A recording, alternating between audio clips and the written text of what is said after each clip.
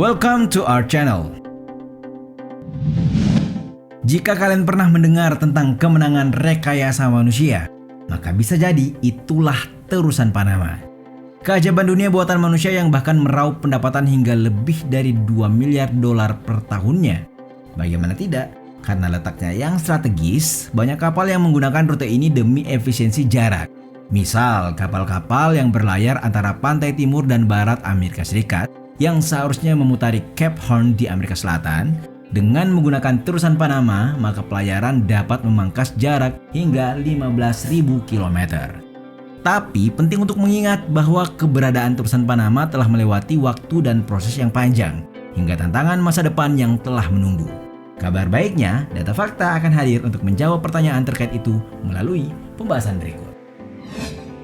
Tapi sebelum lanjut, kami ingatkan kembali untuk subscribe channel ini dan aktifkan lonceng notifikasi kalian untuk mendapatkan video edukatif dari Data Fakta.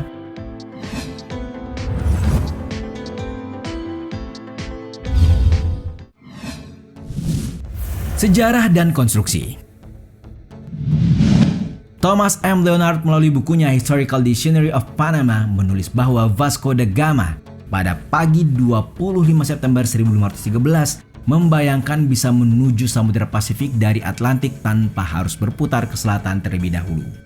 Kemudian dipikirkanlah sebuah cara, dengan cara yaitu menyeberangi daratan Panama. Sebagaimana diketahui, tanah Panama yang menghubungkan Amerika Utara dengan Latin adalah tanah yang diapit Samudra Atlantik dan Pasifik. Taruhlah bahwa cara tersebut merupakan ide terbaik yang bisa terpikirkan. Tapi bagaimana ya dengan realisasinya? Pada tahun 1524, ide tadi sampai ke telinga Raja Charles V dari Spanyol. Tepatnya ketika ia menerima proposal untuk membangun terusan di Panama yang bisa menghubungkan Samudra Atlantik dan Pasifik. Sayangnya ide tersebut tidak terwujud selama ratusan tahun. Panama yang menjadi koloni Spanyol pun akhirnya ikut masuk dalam Republik Kolombia yang merdeka dari Spanyol pada tahun 1821. Lantas apakah ide terusan Panama padam seketika? Sebenarnya mengatakan ini tetap hidup atau benar-benar padam tidak ada yang bisa mendefinisikan. Sebab setelahnya dibutuhkan waktu hingga 300 tahun untuk memunculkan kembali ide tersebut. Kali ini ide tersebut bangkit kembali di benak seorang Prancis yang ambisius bernama Ferdinand de Lesseps. Ia adalah pengemban yang membuat ide terusan Suez dan berharap bahwa kesuksesannya akan terulang pada terusan Panama. Pembangunan akhirnya dimulai pada tahun 1881 melalui persetujuan dan pendanaan dari pemerintah Prancis. Namun ini tak semudah yang dibayangkan sebab proyek tersebut gagal terselesaikan. Dalam kondisi kanal yang baru selesai 40%, mereka harus menerima kenyataan bahwa penyakit kuning dan malaria yang menjangkit para pekerja tak terhindarkan. 3 tahun setelah konstruksi dimulai, tingkat kematian lebih dari 200 pekerja terjadi setiap bulannya.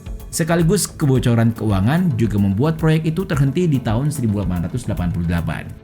Ferdinand de Lesseps sendiri harus divonis 5 tahun penjara dengan tuduhan penggelapan, meski kemudian bebas di tingkat banding. Pasca kematian de Lesseps pada tahun 1894, era baru terusan Panama menemukan pintunya yang lain, dan itu setelah Amerika Serikat mulai tergiur dengan terusan tersebut. Kolombia lalu mendapat penawaran 10 juta dolar Amerika Serikat demi menebus terusan Panama pada bulan Juni 1902. Namun Senat Kolombia menolak tawaran itu pada Agustus 1903 setelah melalui perdebatan panjang. Tak ayal langkah tersebut menimbulkan reaksi dari kelompok pejuang Panama. Sebagaimana diketahui, Panama hari ini dahulunya merupakan provinsi utara Kolombia yang pemberontak.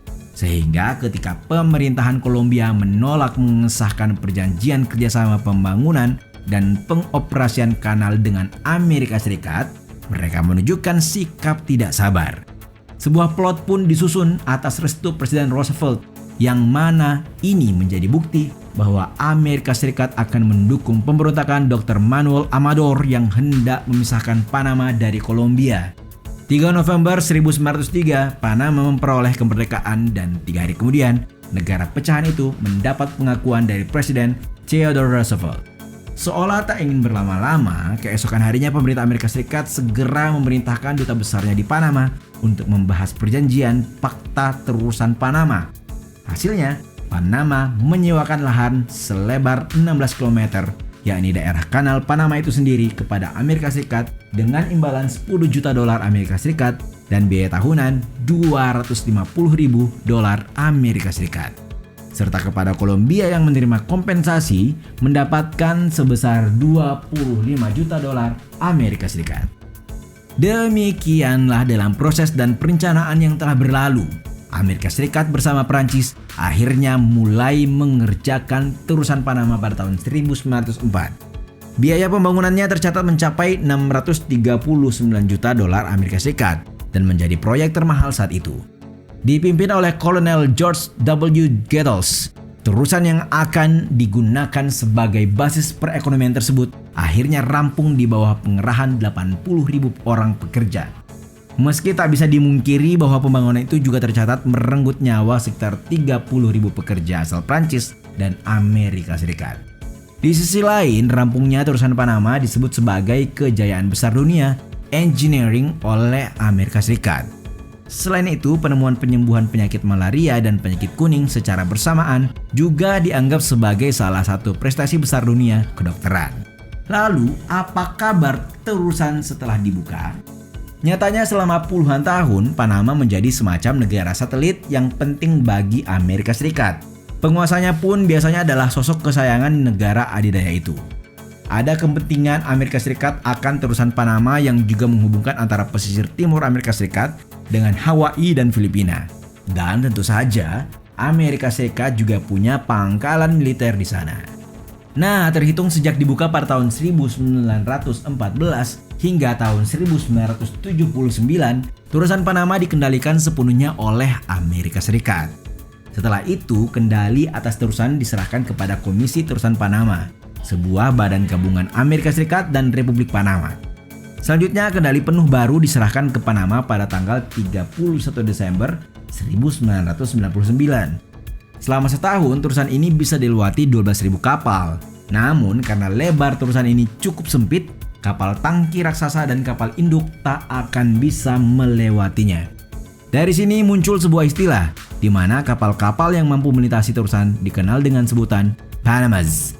Namun, itu semua hanya terjadi hingga tahun 2006, saat rencana perluasan terusan disetujui pemerintah. Pintu air super lebar juga dibangun di hulu dan hilir terusan dan hampir 30.000 orang telah bekerja untuk perluasan kanal tersebut.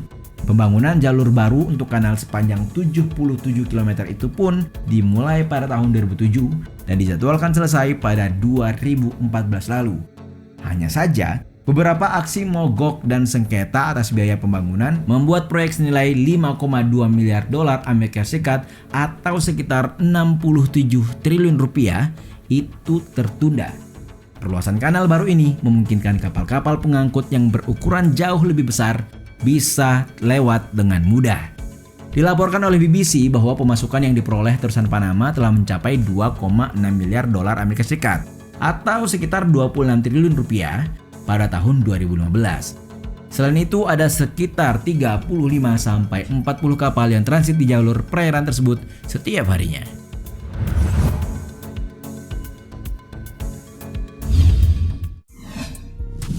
Masa depan terusan Panama.